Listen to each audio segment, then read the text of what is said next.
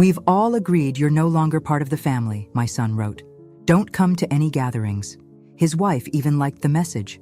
I replied, "Thanks for confirming. I'll cancel all the auto payments." By midnight, the group chat flooded with panic. 100 missed calls. "Where are you watching from today?" Drop your location in the comments below and hit that like and subscribe button. Let me tell you how I got to this moment. Sitting in my quiet living room at 2 a.m., watching my phone buzz with the desperation of people who finally realized they'd bitten the hand that fed them. And trust me, I'd been feeding them very, very well. It started 3 weeks earlier at my grandson Tyler's graduation party. I'd spent $2,400 on catering because my son David insisted we needed something nice for his boy. Never mind that Tyler hadn't spoken to me in 6 months, or that his mother Jennifer had been giving me the cold shoulder since I'd refused to co-sign their vacation loan. I showed up anyway because that's what grandmothers do, right? Wrong. Apparently, that's what ATMs do. I arrived early to help set up, wearing the blue dress Jennifer had specifically requested I wear because it photographed better. The backyard looked beautiful, white lights strung between the trees, tables draped in navy and gold. David was grilling burgers while Jennifer directed traffic like a general commanding troops. "Mom, you're here?" David said, barely looking up from the grill. "Can you handle the drinks table? Jennifer has a whole system." Of course she did. Jennifer always had systems, especially when they involved me doing the work while she took the credit. I spent 20 minutes arranging beverages according to her color-coded chart, wondering when exactly I'd become the hired help at my own grandson's party. The guests started arriving around noon. Family friends, Tyler's classmates, neighbors. I watched from my assigned post by the drinks table as people complimented Jennifer on the beautiful party. She smiled and thanked them graciously, never once mentioning who'd actually paid for it all.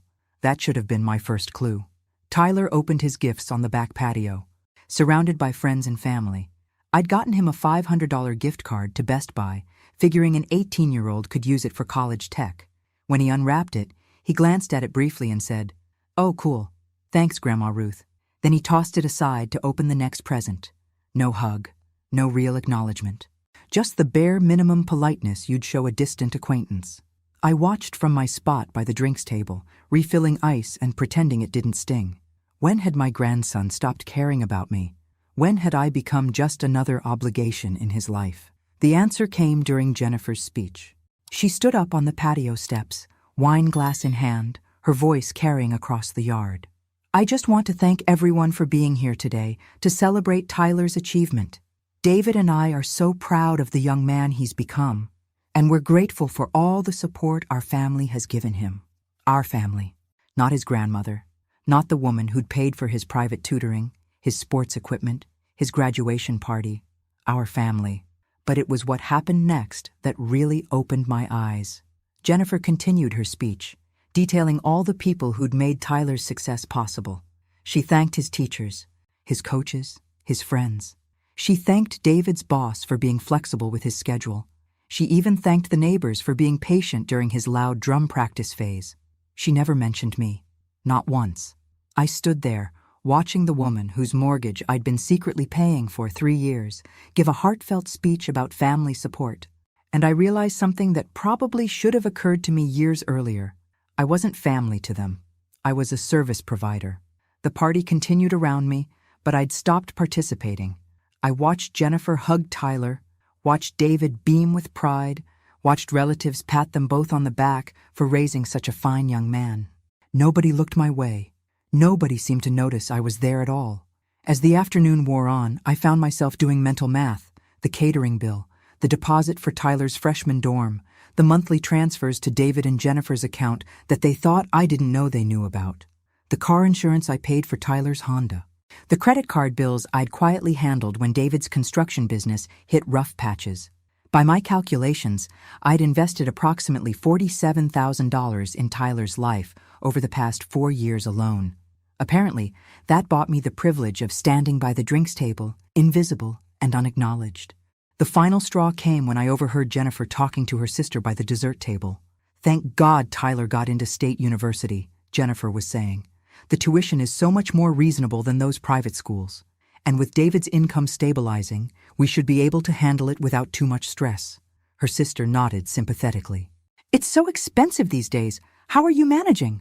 Jennifer lowered her voice conspiratorially. Well, between you and me, David's mother helps out sometimes. Nothing major, but every little bit counts. Nothing major. 3 years of mortgage payments, thousands in emergency loans, Tyler's entire graduation party. Nothing major. I set down the pitcher I was holding and walked quietly to my car. Nobody noticed me leave. Why would they? The ATM had served its purpose for the day. That night, I sat in my kitchen with my laptop open, staring at my bank's auto pay screen. Mortgage payment to David and Jennifer, $2,147 monthly. Car payment for Tyler's Honda, $378 monthly. Family cell phone plan, $240 monthly. Various credit card minimums for David's business expenses, $890 monthly. For 3 years, I'd been quietly covering $4,350 every month in expenses for a family that apparently didn't consider me part of their circle. That's when my phone buzzed with the group chat message that changed everything. David had created a family group chat a year earlier, supposedly to keep everyone connected. Jennifer, Tyler, David's brother Mark, Mark's wife Sarah, and me. It was mostly used for sharing photos and coordinating holiday plans. But this message was different. David: Hey everyone, Jennifer and I have been talking, and we think it's time for some boundaries. Mom, we've decided you're no longer part of our immediate family unit. We need space to grow as a nuclear family without interference. Please respect our decision and don't come to future gatherings. I stared at the message, reading it 3 times to make sure I understood correctly. Then I watched as Jennifer liked it. Mark liked it. Sarah liked it. Even Tyler, my grandson, who I'd supported through 18 years of life, liked the message. That's when I typed my response. Thanks for confirming. I'll cancel all the auto payments. And then I did exactly that. Mortgage payment, canceled. Car payment, canceled. Cell phone plan, canceled. Credit card auto pays, canceled. All of it. Every automatic transfer that had been quietly flowing from my account to theirs for years. By midnight, my phone had 47 missed calls and 73 text messages. The group chat had exploded with panic. Suddenly, everyone wanted to talk to the woman they'd just excluded from the family. But I was done talking. I turned off my phone and went to bed, sleeping better than I had in years. Tomorrow would bring consequences. But tonight, for the first time in decades, I felt like I mattered again, even if it was just to myself. The pounding on my front door started at 7:23 a.m. I know the exact time because I was sitting at my kitchen table, sipping coffee and watching the sunrise through my window, when the sound shattered the peaceful morning. Through the peephole, I could see David's face, red and angry. Behind him stood Jennifer, arms crossed, looking like she was preparing for war. I considered not answering, but curiosity got the better of me. After all, 12 hours ago, I apparently wasn't family. Now here they were, on my doorstep at dawn. Mom, what the hell have you done? David's voice cracked as I opened the door.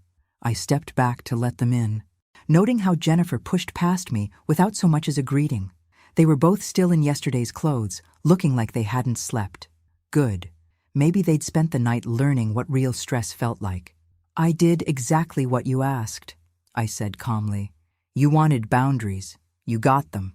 Jennifer whirled around, her carefully styled hair now a mess. You can't just cancel everything. Do you know what you've done? I poured myself another cup of coffee, deliberately not offering them any.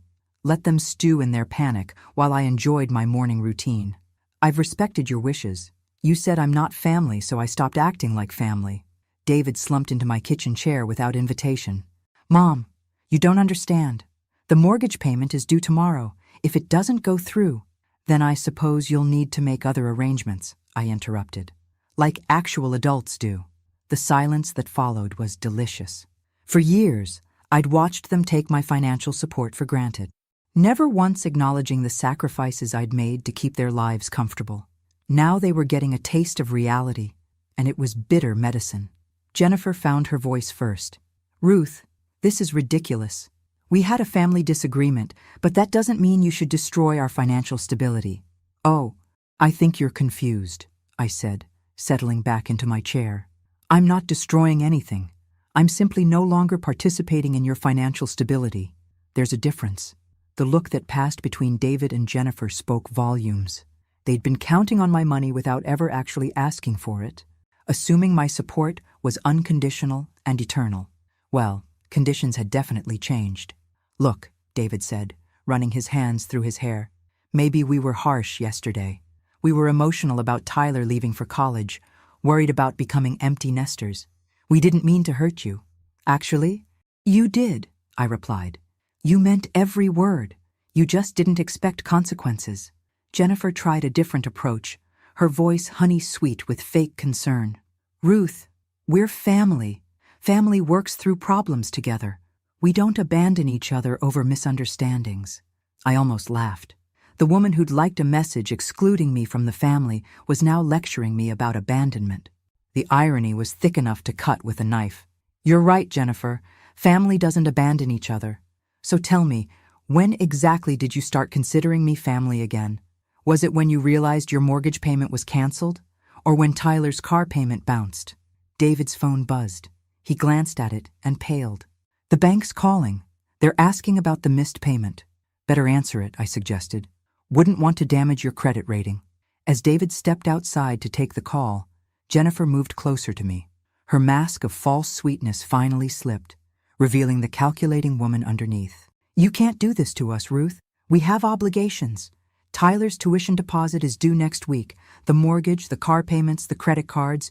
You know we can't cover all of this alone.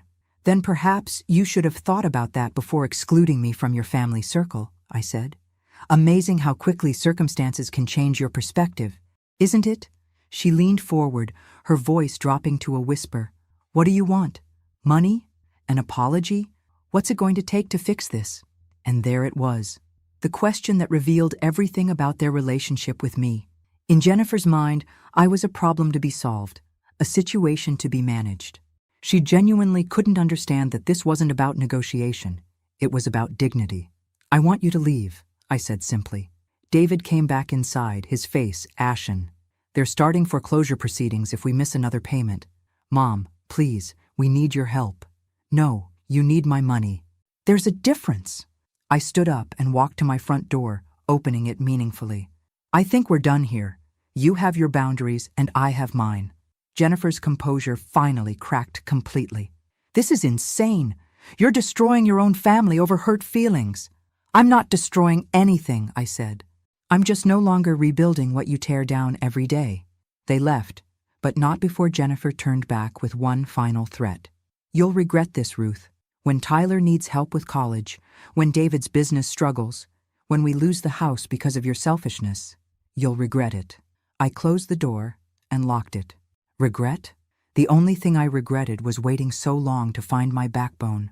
My phone rang within minutes. Tyler's name flashed on the screen. Grandma Ruth? His voice was small, uncertain. For the first time in months, he sounded like the little boy who used to spend weekends at my house. Dad says you're not helping with my car payment anymore. That's right, sweetheart. But I don't have a job yet. How am I supposed to make the payments? It was a fair question, and part of me ached hearing the confusion in his voice. But Tyler was 18 now, legally an adult, and yesterday he'd liked a message that cut me out of his life. I suppose you'll need to find employment, I said gently. Most college students work part-time to cover their expenses. This is because of that stupid group chat thing, isn't it? Grandma, I didn't mean anything by it. I was just, I don't know, going along with what everyone else was doing. And there was the truth that hurt most of all. He hadn't excluded me because he was angry or hurt. He'd done it because it was easier than standing up to his parents, because I didn't matter enough to defend. Tyler, I love you. I always will. But loving someone doesn't mean enabling them to treat you badly. So you're punishing me because my parents are idiots? The question caught me off guard. Maybe Tyler understood more than I'd given him credit for. I'm not punishing anyone, I said. I'm teaching all of you that actions have consequences, that people, even grandmothers, have limits. After I hung up, I made myself a sandwich and sat down with a legal pad. If I was going to rebuild my life without being anyone's ATM, I needed a plan. First, I called my financial advisor, Margaret Chen. We'd worked together for 15 years, and she'd been diplomatically questioning my family's financial dependence for at least 5 of those years. "Ruth," she said warmly, "I saw some unusual account activity yesterday. Is everything all right?" "Everything's perfect."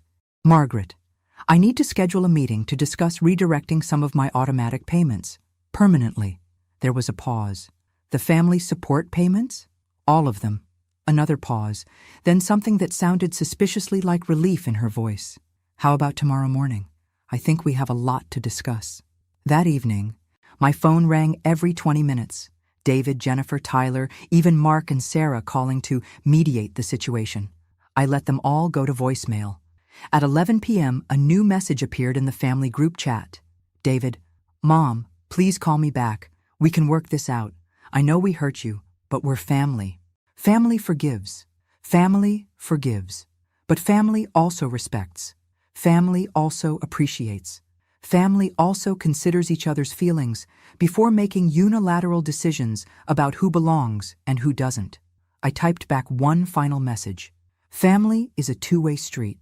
You'll figure out what that means when you're ready. Then I left the group chat entirely. For the first time in 3 years, I fell asleep without worrying about someone else's bills. It was a beautiful feeling, but something told me this was just the beginning of a much larger reckoning. Margaret Chen's office overlooked downtown from the 23rd floor, all glass and chrome with enough legal degrees on the wall to outfit a small law firm. I'd always felt slightly intimidated by the setting, but this morning I walked in like I owned the place.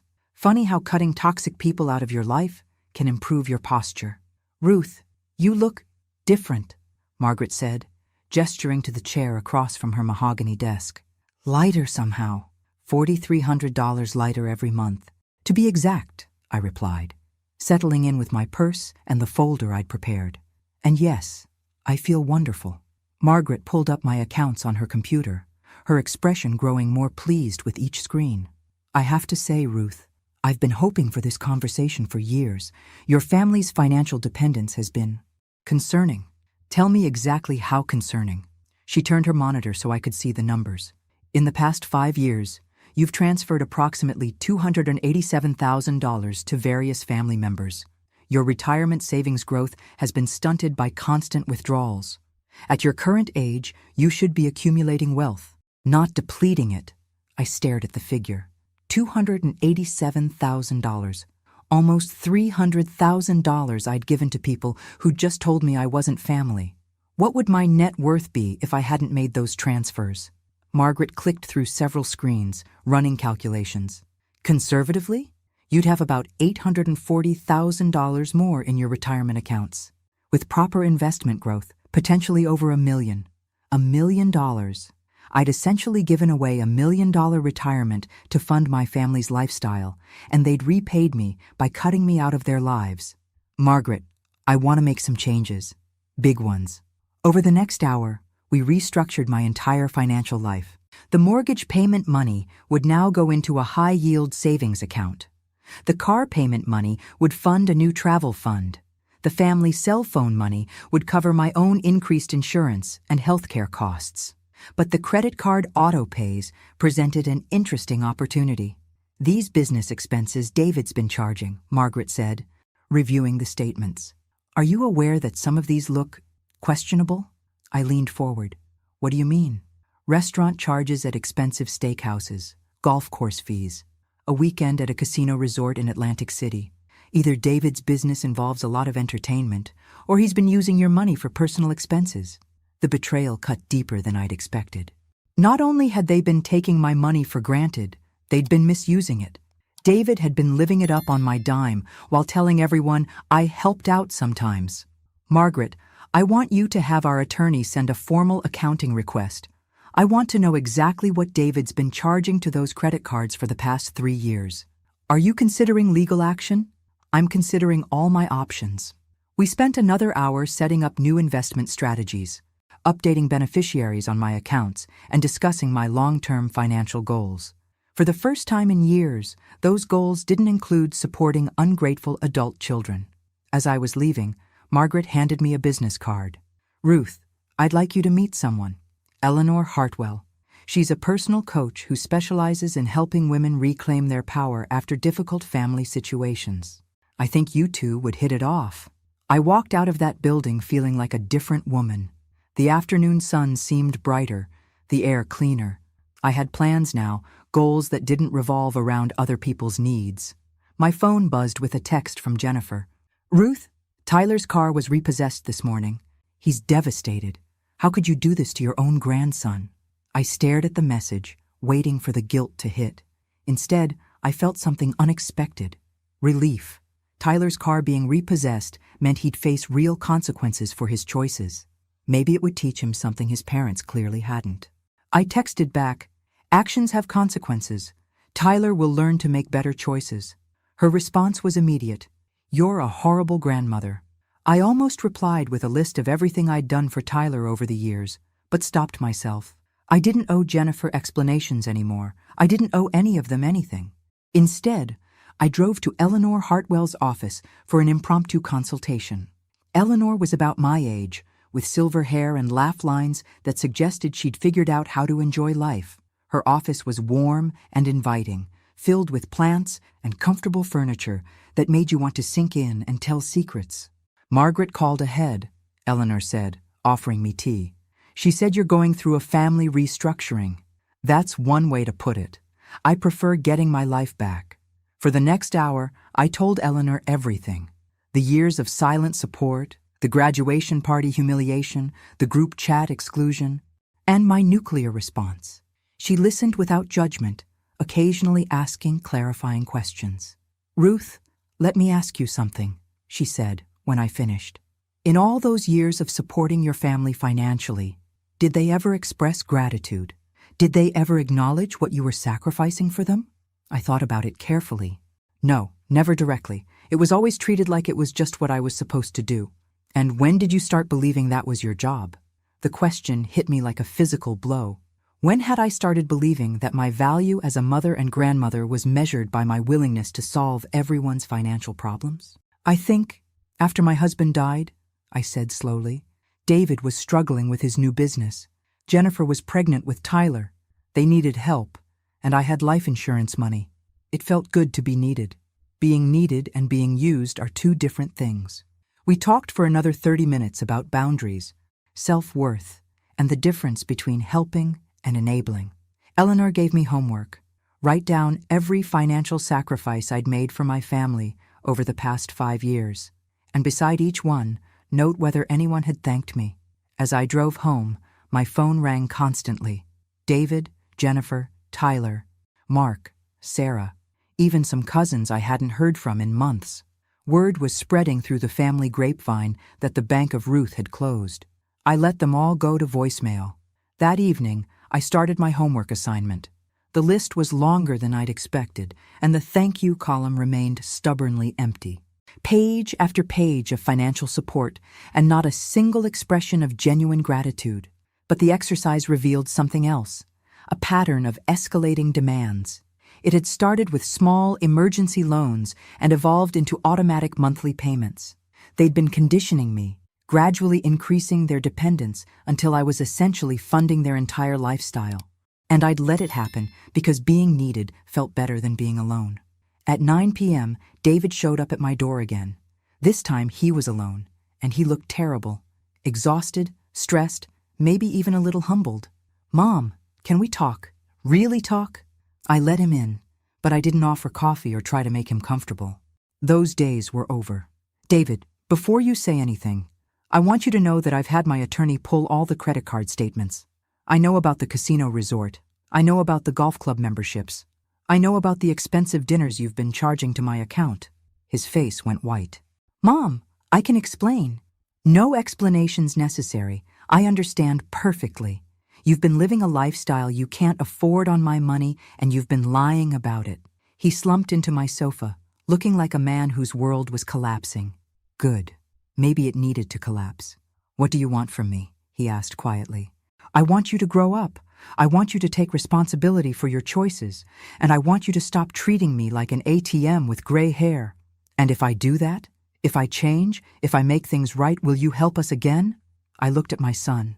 this middle-aged man who still wanted Mommy to solve his problems, and I felt a strange mixture of love and disappointment. David, that's exactly the wrong question. You're still thinking about what you can get from me instead of what you can give back to this relationship. He sat there for a long moment, processing. Then, surprisingly, his shoulders began to shake. My successful grown son started crying right there on my couch. I don't know how to fix this, Mom. I don't know how to pay the mortgage or keep Tyler in school or save my marriage. I've been depending on your money for so long, I forgot how to handle things myself. It was the first honest thing he'd said to me in years. But honesty, I was learning, doesn't automatically earn forgiveness. It just makes the conversation more productive. Then you'd better start remembering, I said gently, because I'm done being your safety net. After he left, I sat in my quiet house and realized something important. I wasn't angry anymore. I was disappointed and I was determined, but I wasn't angry. I was just done being taken for granted. The funeral home smelled like lilies and regret. I sat in the back row of folding chairs, watching my sister Linda's family grieve without really seeing me. Funny how invisible you become when people don't need your checkbook. Linda had passed suddenly from a heart attack at 68, 2 weeks after my family fallout. Her memorial service was packed with friends, neighbors, and relatives I hadn't seen in years. David and Jennifer sat in the front row with Tyler, playing the part of bereaved nephew and family. They'd nodded politely when they saw me, but kept their distance. Perfect. I wasn't in the mood for their drama anyway. Ruth? Ruth Henderson? A woman about my age approached my chair, her face familiar but aged. It's me, Susan Williams. We went to high school together. It took me a moment to place her, then the memories flooded back. Susan Peterson, cheerleader, prom queen, the girl who'd married her high school sweetheart and moved to California before graduation. Susan, my goodness, it's been 40 years? 42, she laughed, settling into the empty chair beside me. I moved back east last year after my husband passed. I'm living in Millbrook now, about an hour from here. We caught up quietly during the service. Susan had raised 3 children in California, worked as a nurse for 30 years, and recently become a widow. Her kids were scattered across the country, busy with their own lives.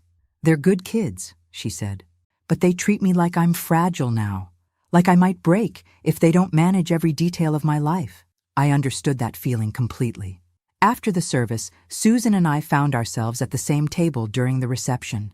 David made a brief appearance to pay his respects, but he was clearly uncomfortable with my presence. Good. Let him squirm. Your son seems nervous, Susan observed, watching David retreat to the opposite side of the room. We're going through a family adjustment period, I said diplomatically. Susan raised an eyebrow. That sounds like code for something interesting. I found myself telling her the whole story. The years of financial support, the graduation party humiliation, the group chat exclusion, and my decision to cut off funding. Susan listened with growing amazement. You've been paying their mortgage for 3 years? She asked. Ruth, that's incredible. And not in a good way. I'm starting to realize that. My oldest son tried something similar last year, Susan said. Asked me to co-sign a loan for a boat. A boat? When I said no, he accused me of being selfish with his inheritance, as if my money was already his. What did you do? Susan smiled wickedly. I bought myself a boat, a beautiful little sailboat that I keep at the marina.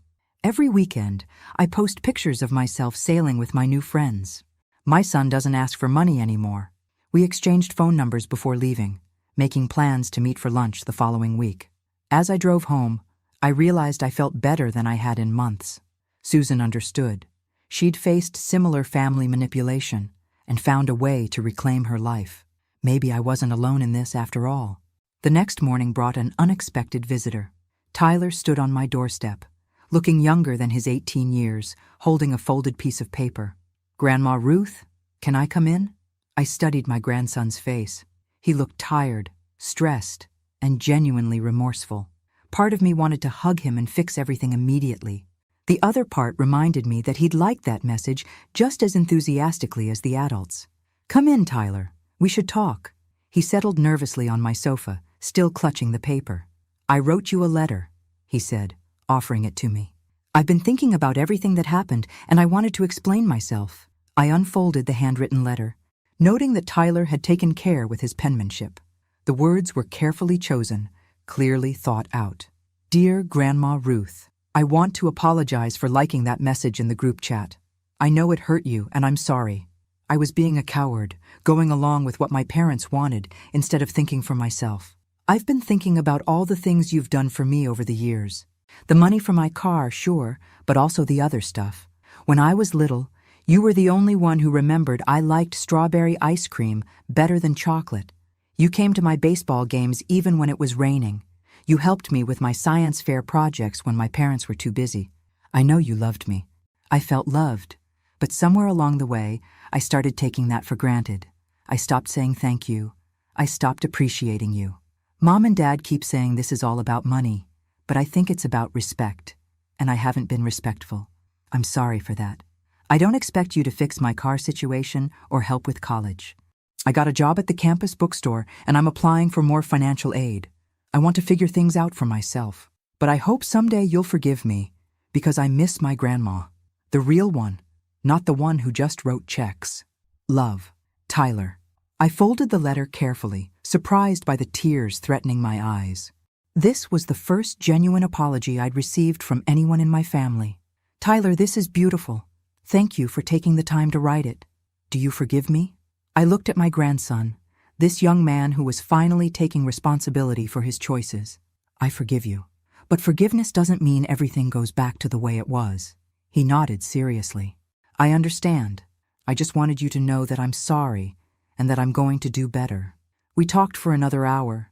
Tyler told me about his new job, his plans for college, and his growing awareness of how his parents had been manipulating the family dynamics. He was more mature than I'd given him credit for, just buried under years of enabling. Grandma, can I ask you something? Of course.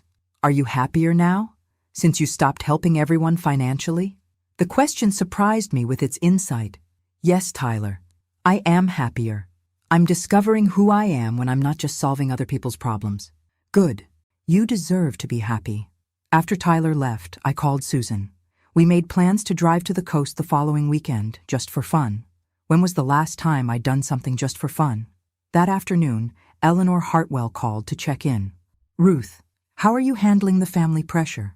Better than I expected. I had a breakthrough with my grandson today. That's wonderful. What about the others? I thought about David's desperate visits, Jennifer's angry texts, the constant voicemail messages. They're still in crisis mode, still thinking this is temporary. What makes you think it isn't temporary?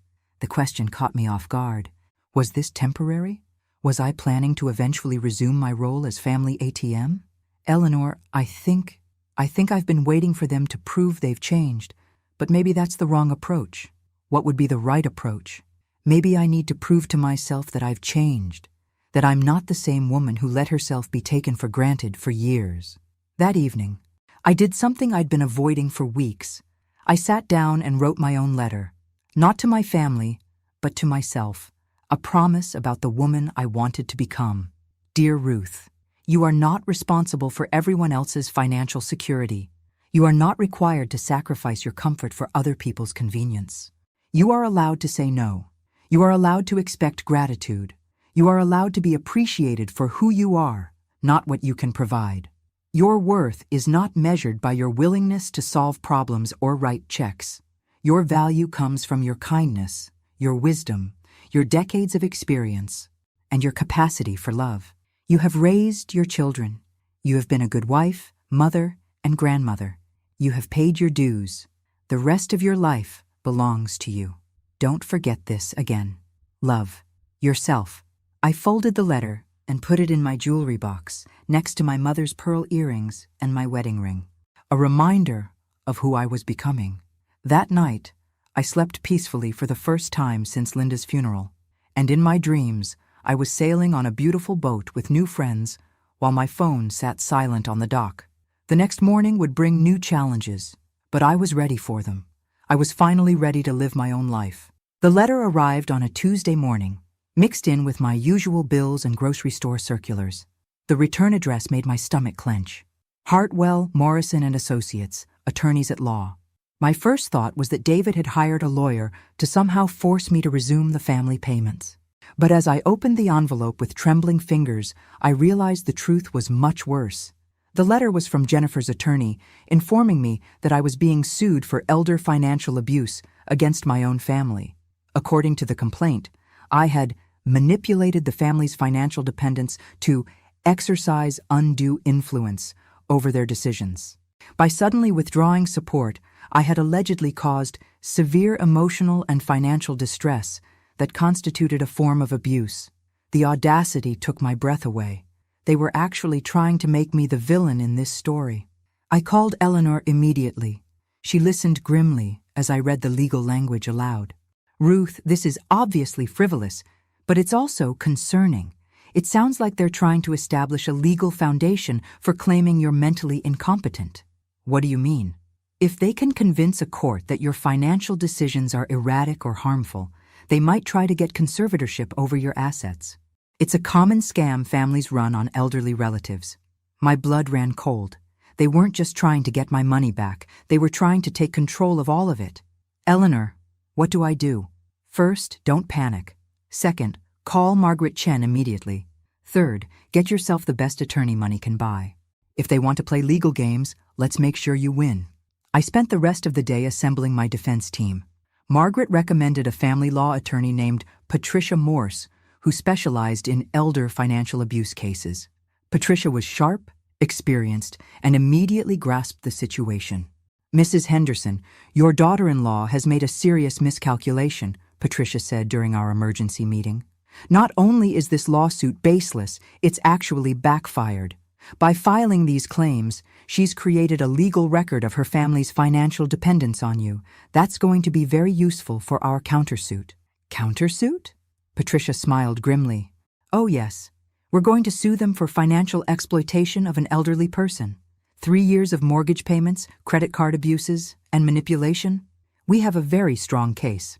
Over the next week, we built our defense systematically. Margaret provided detailed financial records showing the pattern of family dependence.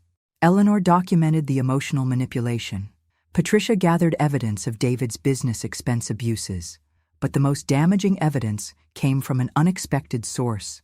Tyler called me on Thursday evening, his voice shaky with anger. "Grandma Ruth, I need to tell you something about the lawsuit." "Tyler, you don't have to get involved in this." "Yes, I do, because I know something they don't think I know." He told me about a conversation he'd overheard between his parents and Jennifer's lawyer. They'd been coaching him on what to say if called as a witness, instructing him to claim that I'd been confused and erratic in recent months. They wanted him to suggest that my financial decisions showed signs of mental decline. "They want me to lie, Grandma. They want me to help them steal your money by claiming you're losing your mind." The betrayal was breathtaking in its scope. They weren't just taking my money. They were trying to take my autonomy, my dignity, my very right to make my own decisions. "Tyler, would you be willing to testify about what you overheard?" "Absolutely. I'm done protecting them. What they're doing is evil." That weekend, Susan drove up to visit and provide moral support. We sat in my garden, drinking wine and planning my counterattack. "You know what I find most amazing about this whole situation?" Susan said, refilling our glasses. "What's that?" "They're spending money they don't have on lawyers to try to get money they're not entitled to. It's like watching someone dig their own grave with a gold shovel." She was right. The legal fees alone would cost them thousands. Money they clearly didn't have since they'd been depending on my support. They were borrowing against their future to fund a lawsuit that would likely fail. "Susan, I have an idea. A terrible, wonderful idea." Monday morning, I called Patricia with my proposal. She listened carefully, then began laughing. "Mrs. Henderson, that's absolutely diabolical and completely legal. I love it." The next phase of my plan required patience and perfect timing. While Jennifer's lawyer prepared their frivolous lawsuit, I began quietly gathering something much more powerful: documentation of every financial interaction we'd had over the past 5 years. Bank transfers, credit card statements, loan agreements, even casual text messages about money. Margaret's team compiled everything into a comprehensive financial history that painted a clear picture of systematic exploitation. But the coup de grace came when Patricia's investigator discovered something Jennifer probably thought I'd never find out about. She'd been telling her friends and neighbors that I was becoming senile and that they were managing my finances for my own protection. She'd been laying the groundwork for this legal assault for months, possibly years. Patricia, how much can we sue them for? Well, there's the $287,000 in direct transfers. Then there's interest and penalties, emotional distress, legal fees. And if we can prove fraudulent intent, she calculated rapidly, we could be looking at over $500,000. $500,000, more than they'd ever be able to repay. And if they can't pay, then we start seizing assets. The house, the cars, the business equipment, everything goes to satisfy the judgment. That afternoon, I did something that felt both terrifying and exhilarating.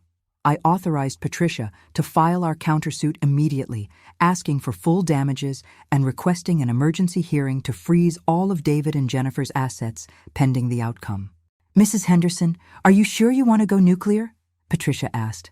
I thought about the group chat message, about Tyler's car being repossessed while they planned their legal assault, about years of thankless financial support followed by accusations of mental incompetence. Patricia, they fired the first shot. I'm just making sure it's the last shot of the war. The papers were served that evening while David and Jennifer were having dinner at their favorite restaurant. According to the process server, Jennifer actually shrieked when she read the countersuit. They called me within an hour, both of them shouting through the speakerphone. Mom, this is insane!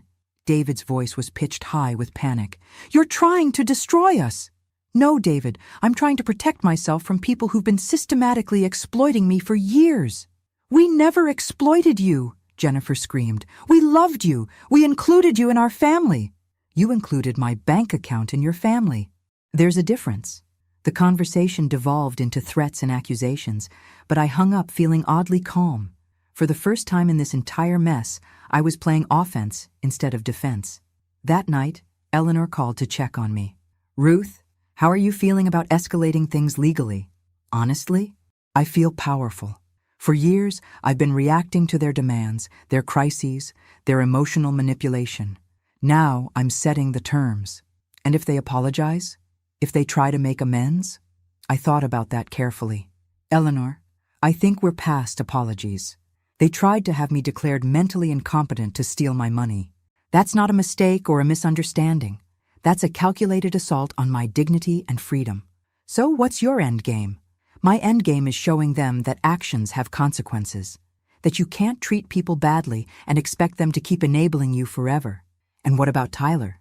Tyler was the one part of this situation that still caused me pain.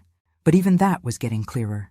Tyler's learning that sometimes doing the right thing means standing up to the people you love. It's a hard lesson, but an important one. The legal battle would take months to resolve, but I already felt like I'd won something more important than money. I'd won back my self-respect. Tomorrow would bring new challenges, but tonight I was sleeping in my own bed, in my own house, making my own decisions about my own life. For the first time in years, I felt like I was exactly where I belonged. The mediation conference was scheduled for 9 a.m. on a gray November morning. Patricia had prepared me thoroughly, but walking into that sterile conference room still felt like entering a battlefield. David and Jennifer sat on one side of the long table with their attorney, a nervous-looking man who kept shuffling papers. I took my seat across from them with Patricia beside me, noting how they avoided eye contact. Jennifer looked terrible. She'd lost weight, and her usually perfect hair was showing gray roots. David's suit was wrinkled, and he had the hollow-eyed look of someone who hadn't been sleeping. Good. Maybe they were finally understanding the gravity of their situation. The mediator, a calm woman in her 60s named Dr. Sarah Blackwood, opened the session with the standard speech about confidentiality and good faith negotiations. We're here because both parties have filed serious claims against each other, she began. Mrs. Henderson, you're claiming financial exploitation. Mr. and Mrs. Davis, you're claiming elder financial abuse. These are serious allegations that could result in significant financial and legal consequences for everyone involved. Jennifer's attorney cleared his throat. Dr. Blackwood, my clients are here today hoping to resolve this matter amicably. They love Mrs. Henderson and want to rebuild their family relationship. Patricia leaned forward. Dr. Blackwood, My client has documentation showing that the Davis family has systematically exploited her financially for over 5 years, culminating in an attempt to have her declared mentally incompetent to maintain control of her assets. The mediator reviewed our financial records for several minutes, her expression growing increasingly grave. "Mrs. Davis," she said finally, "these documents show substantial financial transfers from Mrs. Henderson to your family. Can you explain the nature of these payments?" Jennifer's composure cracked immediately. "She's our family. She wanted to help us. We never forced her to give us anything." "But you did expect those payments to continue indefinitely," Patricia interjected. "Even to the point of filing a lawsuit when they stopped." "We filed that lawsuit because her behavior became erratic," David burst out. "She cut off all contact with the family over a simple misunderstanding." Dr. Blackwood consulted her notes. "According to the documentation provided, Mrs. Henderson was excluded from family gatherings via group text message. Is that accurate?" The silence that followed was deafening. Their attorney whispered something urgent to Jennifer, who flushed red. "That was taken out of context," Jennifer said weakly. "The message read, and I quote," Patricia said, reading from her notes, "We've all agreed you're no longer part of the family. Don't come to any gatherings." How exactly is that taken out of context? Dr. Blackwood made several notes, then looked up with the expression of someone who'd seen enough family dysfunction to fill several psychology textbooks. "Let's take a break," she announced. "I'd like to speak with each party separately." During our private session, Dr. Blackwood was blunt. "Mrs. Henderson, based on the documentation you've provided, you have an extremely strong case for financial exploitation. The pattern of dependency, the manipulation, the attempt to claim mental incompetence. It's textbook elder abuse. What about their claim that I was being abusive by withdrawing support?" She actually laughed. "Mrs. Henderson, you are under no legal obligation to financially support adult children or their families. Withdrawing voluntary assistance is not abuse, it's boundary setting." When the session resumed, David and Jennifer looked even more shaken. Their attorney had clearly explained their legal position, which was somewhere between weak and non-existent. "Mrs. Henderson," their attorney began carefully, "my clients would like to apologize for any misunderstandings and propose a settlement." "I'm listening," I said coolly. Jennifer leaned forward, tears starting to flow. "Ruth, I'm sorry. We're sorry. We took you for granted, and we handled the whole situation badly. We want to make things right. What did you have in mind?" David pulled out a handwritten document. "We've prepared a formal apology acknowledging our mistakes. We'll drop our lawsuit immediately, and we'll agree to a structured repayment plan for the money you've given us over the years." Patricia examined the document, her eyebrows rising. "Mrs. Henderson, they're proposing to repay $50,000 over 10 years. That's less than 20% of what you've actually provided, and it doesn't include interest or legal fees." I stared at my son, this man who'd once been a little boy who brought me dandelions and told me he loved me every night at bedtime. "David, do you have any idea how much money I've given your family over the past 5 years?" He shifted uncomfortably. "I know it's been substantial. $287,000. Plus interest, that's over $320,000 in today's dollars." The number hit the room like a bomb. Jennifer actually gasped. Their attorney looked like he wanted to disappear. "You're offering to repay $50,000 of the $320,000 you've taken from me, and you think that's fair?" "Mom, we don't have that kind of money," David said desperately. "We've been living paycheck to paycheck." "Living paycheck to paycheck on my paycheck," I corrected. "David, you've been charging casino trips and golf memberships to my credit cards while telling people I help out sometimes. That's not paycheck to paycheck living. That's fraud." Jennifer tried a different approach. "Ruth, what about Tyler? He's your grandson. Do you really want to destroy his family over money?" The manipulation was so blatant, it was almost impressive. Appeal to my love for Tyler to guilt me into accepting their inadequate offer. "Jennifer, let me be very clear about something. Tyler will always be welcome in my life, regardless of what happens between us. But he's also learning an important lesson about consequences and integrity, something you apparently never taught him." Dr. Blackwood intervened. "Let's focus on realistic solutions. Mrs. Henderson, what would you need to see to consider settling this matter?" I looked across the table at David and Jennifer. These people who'd been so casual about taking my money and so vicious about attacking my competence when I stopped providing it. Full repayment of all documented transfers, plus legal fees and interest, a formal admission of financial exploitation, and a binding agreement that they will never again contact me asking for financial assistance. Their attorney went pale. Mrs. Henderson, that's over $500,000. My clients don't have those resources. Then perhaps they should have thought about that before filing a frivolous lawsuit claiming I'm mentally incompetent. Jennifer dissolved into tears. Ruth, you're asking us to lose everything, our house, our cars, David's business. You risked everything when you decided to bite the hand that fed you, I replied calmly. I'm simply allowing you to face the natural consequences of your choices. The mediation continued for another 2 hours, but the positions were clear. They wanted me to accept pennies on the dollar and pretend the whole thing had been a misunderstanding. I wanted full accountability and actual consequences. As we were packing up to leave, David made one last desperate plea. Mom, please, I know we screwed up, but we're still family. Don't destroy us over this. I looked at my son, really looked at him, and felt a strange mixture of love and disappointment. David, you destroyed this relationship when you decided I wasn't family, unless I was paying your bills. I'm just declining to keep funding my own mistreatment. Walking out of that conference room, I felt something I hadn't experienced in years. Complete control over my own life. No more guilt, no more manipulation, no more trying to buy love from people who saw me as an ATM. Patricia was practically glowing. Mrs. Henderson, that was magnificent. They have no legal ground to stand on, and they know it. What happens next? They have 30 days to respond to our settlement demand. If they refuse, we go to trial and likely get everything we asked for plus punitive damages. That evening, Tyler called. Grandma, I heard about the mediation. Are you okay? I'm better than okay, sweetheart. I'm finally free. What does that mean? It means I'm done letting other people define my worth based on what I can do for them. It means I'm going to spend the rest of my life being appreciated for who I am, not what I can provide. And us? Our relationship? Tyler, you and I are fine. You apologize sincerely. You're taking responsibility for your choices, and you're building your own life. That's all I ever wanted from any of you. After we hung up, I poured myself a glass of wine and sat in my garden, watching the sunset paint the sky in brilliant oranges and purples. Tomorrow might bring more legal challenges, more family drama, more attempts at manipulation.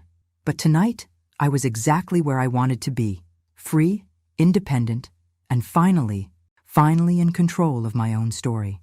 The envelope was hand-delivered on a Thursday afternoon, dropped off by a nervous-looking teenager who disappeared before I could tip him. Inside was a single sheet of expensive stationery bearing the letterhead of Davis Construction, LLC, David's business. The letter was typed, formal, and devastating. Dear Mom, we've made our decision. We're not accepting your settlement terms, and we're not dropping our lawsuit. Our attorney has advised us that we have a strong case for elder financial abuse, and we're prepared to take this matter to trial. Furthermore, we've hired a forensic accountant to examine all financial transactions between us over the past 5 years. We believe we'll be able to prove that you used money as a weapon to control our family's decisions. We're also pursuing a competency evaluation. Your recent erratic behavior and vindictive legal actions suggest cognitive decline that requires professional assessment. This ends now. Either you restore our financial arrangements and drop your frivolous countersuit, or we'll see you in court. David and Jennifer Davis. I read the letter twice, then set it down and started laughing. Not bitter laughter or angry laughter, but genuine amusement at the sheer audacity of it all. They were doubling down. After everything we'd discovered, after all the evidence Patricia had compiled, they were actually trying to intimidate me into submission. I called Patricia immediately. They want a war? Patricia said after I read her the letter. Perfect. I love it when opposing counsel makes my job easier. How is this making your job easier? Because they just put their threats in writing. Attempting to coerce an elderly person through legal intimidation is a felony in this state. We can now add criminal charges to our civil suit. Criminal charges? Oh, Mrs. Henderson, we're not just going to take their money anymore. We're going to take their freedom. That afternoon, Patricia filed additional motions with the court, including a request for criminal investigation of the Davis family's actions. She also expedited our asset freezing request, effectively locking down everything they owned pending the trial outcome. The phone started ringing at 6 p.m. David, hysterical and barely coherent. "Mom, what have you done? The bank just froze our accounts. We can't pay the mortgage. We can't pay our employees. We can't pay anything." "David, you sent me a letter threatening to have me declared mentally incompetent. What did you think would happen? This is insane. You're destroying innocent people over hurt feelings." "Innocent people?" I almost choked on the irony. "David, you've spent 5 years systematically exploiting me financially, then tried to have me declared mentally incompetent when I stopped enabling you. In what world does that make you innocent?" Jennifer grabbed the phone. "Ruth, please. We have employees depending on us. People will lose their jobs because of your vindictiveness. Then perhaps you should have considered that before escalating this situation. We can't take back what we wrote. Please, we'll accept your settlement terms. We'll agree to anything." It was too late for that, and we both knew it. They'd crossed a line by threatening my mental competency, and there was no walking that back. "Jennifer, you had multiple opportunities to resolve this reasonably. You chose aggression instead. Now you'll live with the consequences." I hung up and immediately called Eleanor. "Ruth, how are you handling the escalation?" "Honestly, I feel powerful. For the first time in this whole mess, I'm not reacting to their moves. I'm making the moves." "Are you concerned about the family relationships?" I thought about that carefully. "Eleanor, what relationship? For 5 years, they've seen me as a resource to be managed. When I stopped being useful, they tried to have me declared incompetent. That's not a relationship worth preserving." "What about Tyler?" Tyler remained the one bright spot in this disaster. He'd called earlier to tell me he'd been subpoenaed to testify and was actually looking forward to it. "Grandma, I want to tell the truth about what they did, about how they talked about you, how they planned this whole thing. People need to know." The trial was scheduled for February, but the criminal investigation moved faster. Detective Maria Santos from the Elder Abuse Unit called on Friday morning. "Mrs. Henderson, I've reviewed your complaint and the supporting documentation. We're opening a formal investigation into financial exploitation and attempted fraud." "What does that mean?" "It means Mr. and Mrs. Davis could be facing felony charges. Financial exploitation of an elderly person carries a maximum sentence of 10 years in prison." 10 years. The number hit me like a physical blow. I'd wanted accountability, consequences, justice, but the thought of my son in prison for a decade was almost unbearable. "Detective Santos, what if they were to plead guilty and agree to full restitution?" "That would be up to the district attorney's office. But it's certainly possible, especially for first-time offenders." That evening, Susan drove up for a planned visit, arriving to find me sitting in my garden, staring at the sunset. "Ruth, you look troubled. What's happening?" I told her about the criminal investigation, the potential prison sentences, my conflicted feelings about how far this had escalated. "Are you having second thoughts?" she asked gently. "I don't know. Part of me wants them to face real consequences for what they did, but part of me never wanted it to go this far." Susan was quiet for a long moment, then asked a question that cut straight to the heart of everything. "Ruth, if you could go back 5 years and know everything you know now, would you still have helped them financially?" I considered it carefully. No. I would have set boundaries from the beginning. I would have required appreciation, accountability, respect. And if they had given you those things, if they had treated you with dignity while accepting your help, then we wouldn't be sitting here having this conversation. Susan nodded. "That's your answer. This isn't about the money, and it never was. It's about dignity and respect. They chose to treat you badly, and now they're learning that actions have consequences." She was right. I wasn't destroying my family over money. I was protecting myself from people who'd been systematically destroying my sense of self-worth for years. Monday morning brought an unexpected call from a reporter at the local newspaper. "Mrs. Henderson, I'm working on a story about elder financial abuse in our community. Would you be willing to share your experience?" The idea terrified and thrilled me simultaneously. Going public would mean exposing my family's behavior to the entire community, but it would also mean helping other elderly people recognize and resist similar exploitation. Can I think about it? Of course. The story would be published with or without your participation, but your perspective would be valuable. After she hung up, I called Patricia. Should I talk to the reporter? Mrs. Henderson, that's entirely your decision. But I will say this. Publicity often encourages other victims to come forward. You might not be the only elderly person they've taken advantage of. Other victims. The thought hadn't occurred to me, but it made perfect sense. People who would systematically exploit their own mother might not limit themselves to family members. I called the reporter back that afternoon. I'll do the interview, but I want to make sure the focus is on prevention and education, not just sensationalizing my family's dysfunction. Absolutely, Mrs. Henderson. This is about helping other families avoid similar situations. As I prepared for the interview, I realized something important. I wasn't ashamed anymore.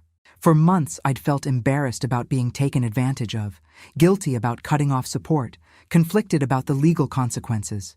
But now I felt something else entirely. Proud. Proud of finally standing up for myself. Proud of refusing to be anyone's ATM. Proud of showing other elderly people that they didn't have to tolerate financial abuse from their families. Tomorrow would bring the interview, and next week would bring more legal developments.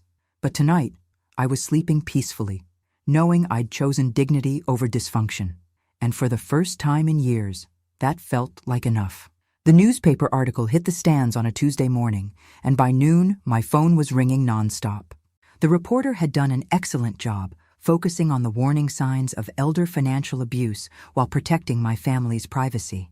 But the local community was small enough that most people figured out who was involved. The response was overwhelming and unexpected.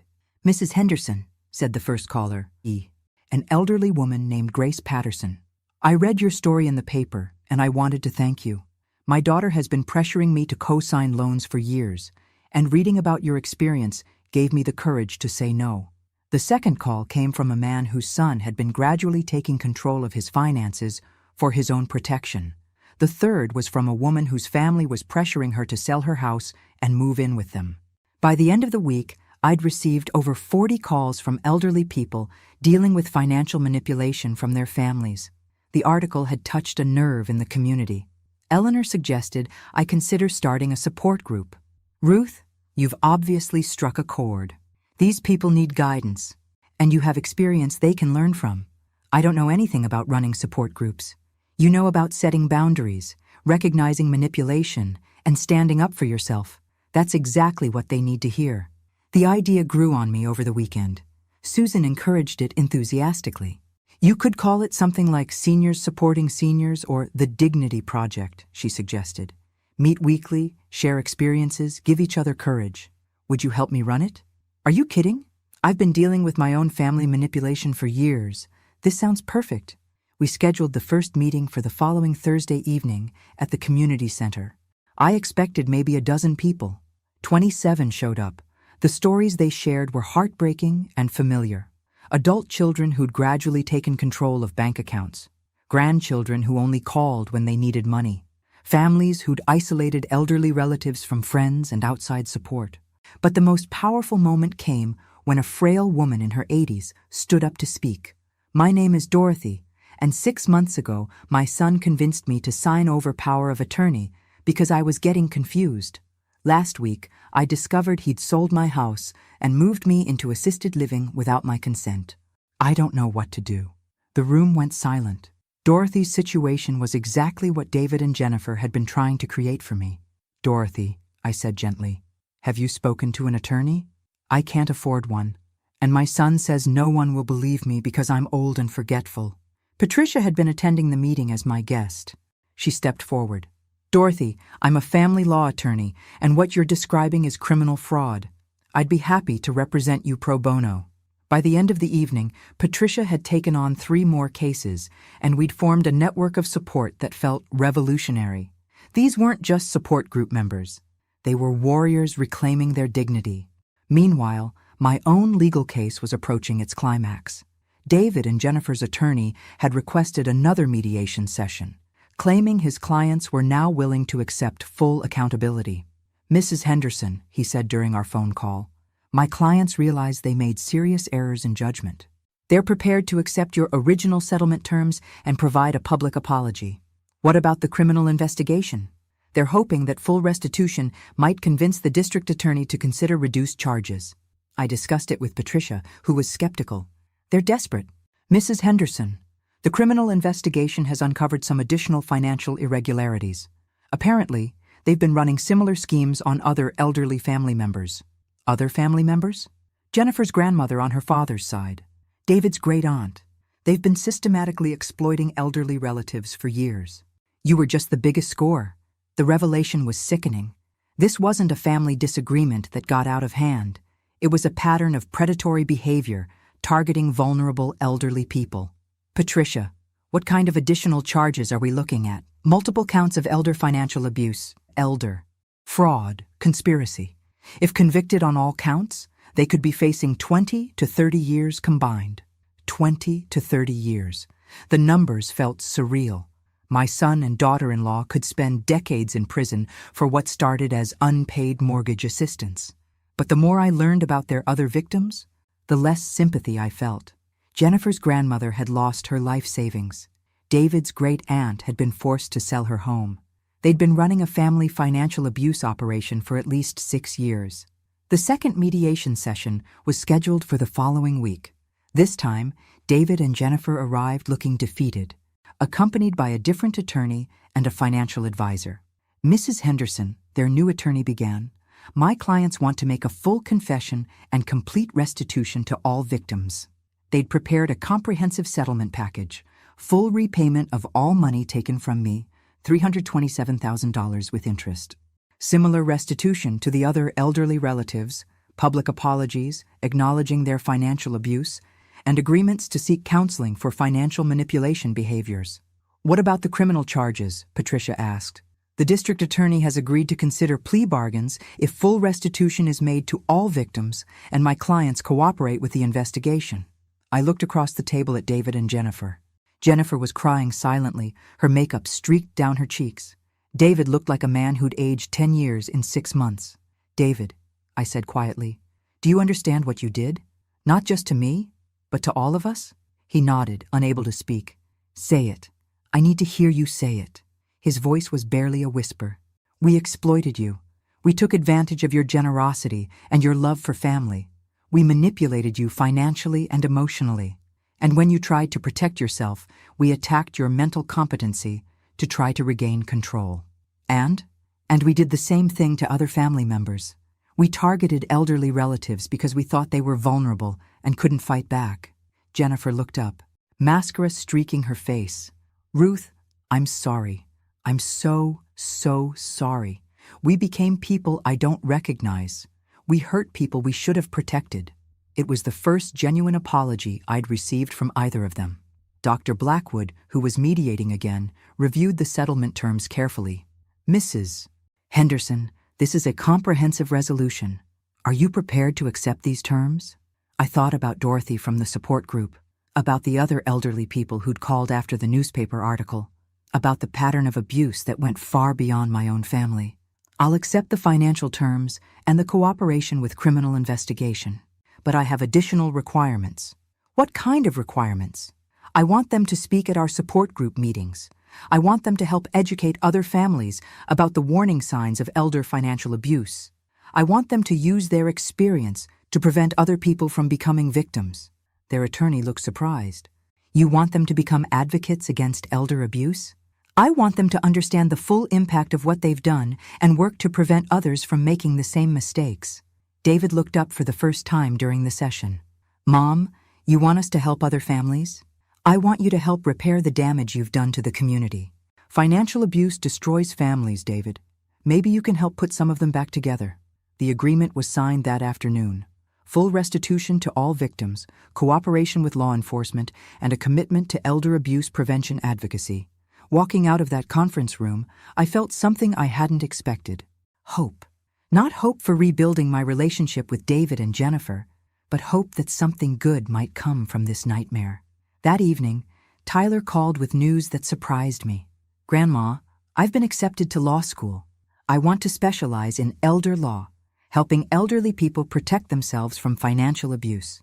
Tyler, that's wonderful. What inspired the career change? You did. Watching you fight back showed me that someone needs to stand up for people who are being taken advantage of. I want to be that someone. As I hung up the phone, I realized that the most important victory wasn't the money I'd recovered or the justice I'd achieved. It was the example I'd set for my grandson and the dozens of other elderly people who were now finding their voices. Tomorrow would bring new challenges, but tonight I was proud of who I'd become. Not the grandmother who wrote checks to buy affection, but the woman who stood up for herself and inspired others to do the same. And that felt like the best inheritance I could leave behind. 6 months after the settlement, I was sitting in my new office at the community center, preparing for our weekly support group meeting, when Tyler knocked on the door. "Grandma, do you have a minute?" He was dressed in a sharp suit, looking every inch the serious law student he'd become, but his expression was troubled, which immediately put me on alert. "Of course, sweetheart. What's wrong?" Tyler settled into the chair across from my desk, then pulled out a thick manila folder. "I've been doing some research for my elder law class, looking into financial abuse cases, and I found something you need to see." He opened the folder, revealing what looked like court documents and newspaper clippings. "Remember how Dad and Jennifer said they'd only been doing this for a few years? Well, I dug deeper into public records. Grandma, they've been running this scam for over a decade." My blood went cold. "What do you mean?" Tyler spread out the documents methodically. Jennifer's first husband before she married Dad. She convinced his elderly father to sign over power of attorney in 2009. The old man died 6 months later, and Jennifer inherited everything. The family contested the will, but by then, the money was gone. I stared at the documents, trying to process what I was seeing. "Tyler, are you saying Jennifer has done this before?" "Not just Jennifer. Dad, too. Remember his first business, the one that failed right before he married Jennifer? I found bankruptcy records. He'd been charging elderly clients for home repairs, taking their money up front, then declaring bankruptcy to avoid completing the work. The room started spinning. This wasn't a family that had gradually fallen into bad financial habits. This was a systematic pattern of elder abuse going back more than a decade. How many victims? Tyler's face was grim. "At least 12 that I can document. Probably more. Grandma, they've been targeting elderly people their entire adult lives." I reached for my phone to call Patricia, but Tyler stopped me. "There's more. Something that's going to hurt." He pulled out a final document. This one newer than the others. "Last week, Jennifer filed for divorce from Dad. But here's the thing. She's claiming that the elder abuse was all his idea, that she was just following his lead. She's trying to cut a deal with the district attorney to testify against him in exchange for reduced charges." The betrayal was stunning. After everything they'd done together, Jennifer was now throwing David under the bus to save herself. "Where's your father now?" "He's moved back in with Uncle Mark temporarily. He's been calling me, wanting to meet and explain everything. I think he's finally ready to tell the whole truth." I agreed to meet David that evening at a neutral location, a quiet diner on the edge of town where we could talk privately. He was waiting when I arrived, looking haggard and defeated. "Mom, thank you for coming. I know you don't owe me anything." I slid into the booth across from him, noting how much weight he'd lost, how gray his hair had become. "Tyler told me about Jennifer's plea bargain, and about the other victims." David's shoulders sagged. "So you know." "I know some of it. I want to hear the rest from you." For the next 2 hours, David told me a story that was even worse than I'd imagined. Jennifer had been running elder abuse scams since her early 20s, targeting wealthy elderly people through dating sites, church groups, and community organizations. She'd refined her techniques over the years, becoming expert at identifying vulnerable targets and gaining their trust. "She taught me everything," David said, his voice hollow. "How to spot elderly people who were isolated, how to gradually gain control of their finances, how to make them dependent on us emotionally so they'd keep giving." "David, you're talking about predatory behavior. You were deliberately targeting vulnerable people." "I know that now. But at the time, Jennifer made it seem like we were just accepting generosity from people who wanted to help family. She had a way of justifying everything." "What about me?" Was I just another target? David looked up, and I saw tears in his eyes. You were different. You're my mother. I love you. But Jennifer convinced me that you wanted to help, that taking your money was just letting you feel useful and needed. For 5 years, David, you let me pay your bills for 5 years while treating me like hired help. I know, and I hate myself for it. Mom, I want to make this right. How? David pulled out his own folder of documents. I've been working with a private investigator, documenting all of Jennifer's previous victims. I want to help them get their money back. I want to testify against her in court. I want to make sure she never does this to another family. The conversation continued until almost midnight. David told me about elderly victims who'd lost life savings, about families torn apart by Jennifer's manipulations, about a pattern of abuse that spanned multiple states and countless victims. Why are you telling me all this now? I asked finally. Because Tyler made me realize something. He said you didn't fight back just for the money. You fought back to protect other people from going through what you went through. And he's right. If I don't help stop Jennifer, she'll just find new victims. A week later, I sat in the district attorney's office with Patricia, Tyler, and David as prosecutors outlined their expanded case against Jennifer. With David's cooperation, they'd identified 17 additional victims and recovered evidence of a sophisticated elder abuse operation. Mrs. Henderson, the lead prosecutor said, your decision to fight back has potentially saved dozens of future victims. Jennifer Wright, that's her real name, by the way, has been running these scams across multiple states for over 15 years. Wright wasn't even her real last name. She'd been using false identities, fake references, and forged documents to gain credibility with her targets. What kind of sentence is she looking at? With the additional charges and the pattern of predatory behavior, we're looking at 40 to 60 years. She'll likely die in prison. David flinched at the number, but didn't object. He'd made his choice to cooperate fully, understanding that justice sometimes required painful sacrifices. The support group meeting that Thursday was larger than usual. Word had spread about the criminal investigation, and several people had driven from neighboring counties to attend. Dorothy, whose son had stolen her house, stood up to share an update. I wanted everyone to know that thanks to Patricia and this group, I got my house back. My son has been arrested, and I'm living independently again. The applause was thunderous. Dorothy had become a symbol of what was possible when elderly people refused to be victims. But more importantly, she continued, I've learned that age doesn't make us powerless. It makes us experienced. And experience is the best weapon we have against people who try to take advantage of us. After the meeting, Tyler pulled me aside. Grandma, I've been thinking about something. This support group, the legal work you're doing, the advocacy, it's become bigger than just our family situation. What do you mean? I mean you've started a movement. People are calling you the Dignity Grandmother online. There are support groups starting in other cities, modeling themselves after ours. You've become a symbol. A symbol. The idea was both flattering and terrifying. Tyler, I just wanted people to stop taking advantage of me. And in the process, you've shown thousands of other elderly people that they don't have to tolerate abuse either. That's bigger than just our family, Grandma. That's changing the world. As I drove home that night, I thought about the strange turns my life had taken. A year ago, I'd been a lonely widow writing checks to buy family affection. Now I was leading a movement, helping elderly people across the country find their voices and reclaim their dignity. The road ahead still held challenges. Jennifer's trial was scheduled for next month, and there would likely be more victims coming forward. David was facing his own legal consequences, though his cooperation had earned him a more favorable plea agreement. But for the first time in years, I felt like I was exactly where I was supposed to be. Not as someone's ATM or enabler, but as an advocate for people who'd been forgotten and dismissed. And tomorrow, I'd wake up ready to fight for them again. The courtroom was packed on the morning of Jennifer's sentencing.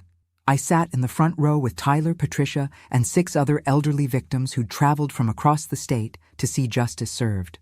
After 18 months of legal proceedings, this was finally the end. Jennifer looked smaller than I remembered, dressed in an orange jumpsuit with her hair pulled back severely. The woman who'd once commanded my kitchen and controlled my family's finances now sat shackled at the defendant's table, awaiting her fate. Judge Margaret Steinberg was known for her tough stance on elder abuse cases. She'd reviewed all the evidence, heard from 17 victims, and listened to David's testimony about the scope of Jennifer's operations. "Ms. Wright," the judge began, using Jennifer's real name, "you have been convicted of multiple counts of elder financial abuse, fraud, identity theft, and conspiracy. The evidence shows a pattern of predatory behavior spanning over 15 years and affecting dozens of elderly victims across multiple states." I watched Jennifer's face remain expressionless as the judge continued. "The court has received victim impact statements from 23 elderly people whose lives you've destroyed. You've stolen life savings, destroyed family relationships, and left vulnerable people homeless and destitute." The judge paused, consulting her notes. "However, the court has also received several letters on your behalf, including one from Mrs. Ruth Henderson, whose family you targeted most recently." I'd agonized over that letter for weeks. Patricia had advised against it. Tyler had questioned my motives, but Eleanor had helped me understand why I needed to write it. "Your Honor," I'd written, "I do not ask for leniency for Jennifer Wright. She is a predator who targeted vulnerable elderly people with calculated cruelty. However, I want the court to know that her victims are not just broken elderly people. We are strong, resilient individuals who have survived and thrived despite her abuse. We have found our voices, reclaimed our dignity, and built a community of support that will outlast any prison sentence you impose. Jennifer Wright stole our money, but she could not steal our spirit." Judge Steinberg continued reading from my letter.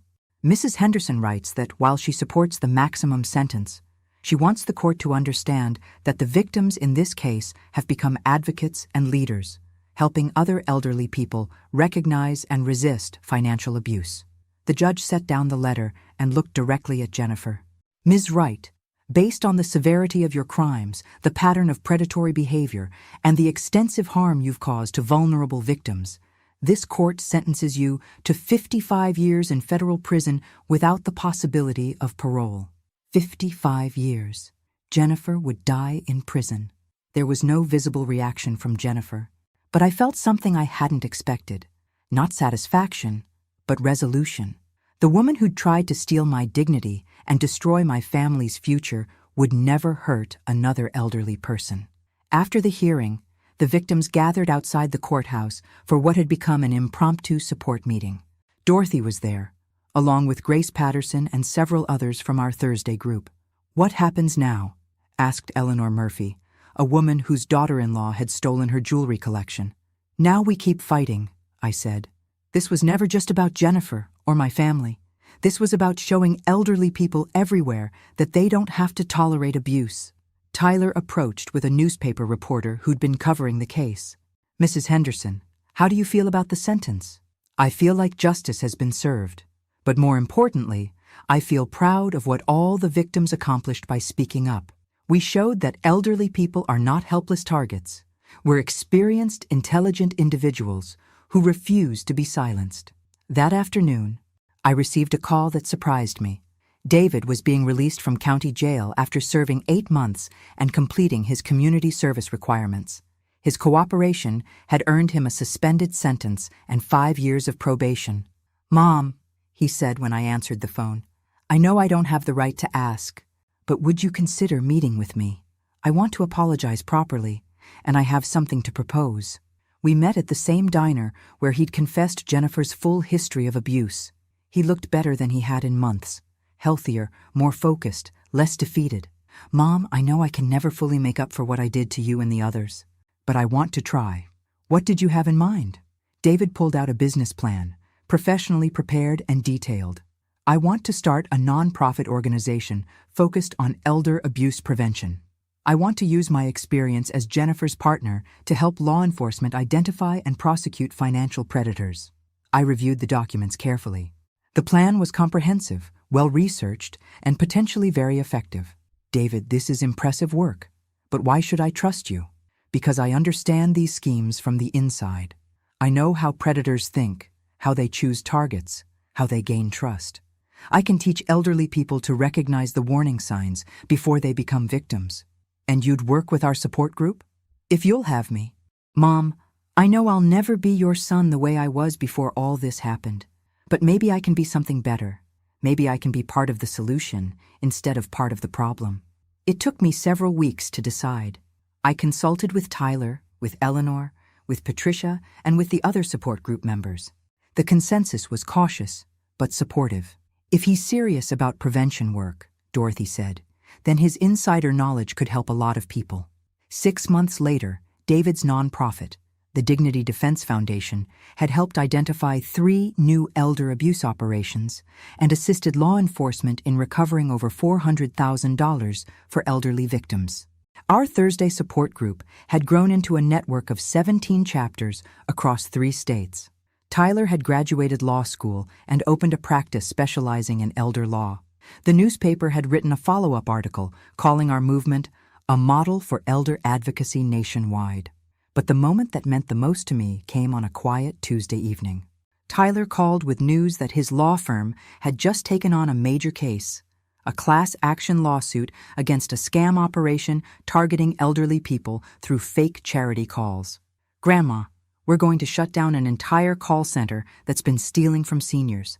And it all started because you taught me that elderly people deserve dignity and respect." After we hung up, I sat in my garden, watching the sunset and thinking about the strange journey my life had taken. A year and a half ago, I'd been a lonely widow writing checks to buy family affection. Now, I was leading a movement that was helping elderly people across the country find their voices. My phone buzzed with a text from Susan.